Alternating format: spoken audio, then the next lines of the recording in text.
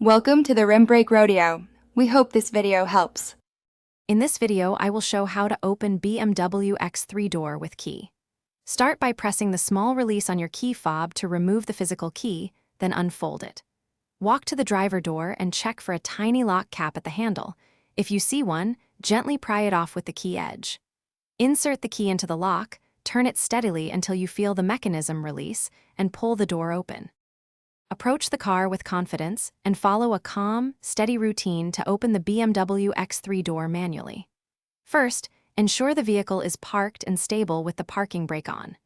Remove the key from the fob and inspect the lock area for any protective cap, lifting it gently with the key edge. If the key meets resistance, stop and wiggle slightly rather than forcing to prevent damage to the cylinder or key blade. If you're finding this guide helpful, please subscribe and like to support the channel. Quick recommendation: the Owala water bottle is great for hands-free access during car chores.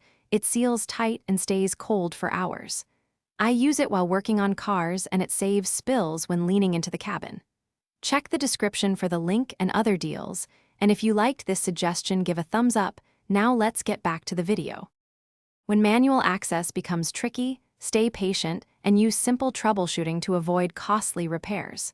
Try a short burst of silicone spray into the lock to free sticky tumblers and gently work the key back and forth.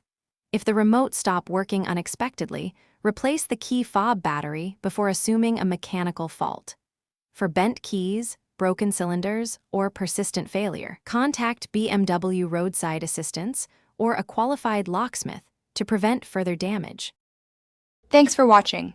Consider subscribing if we helped you.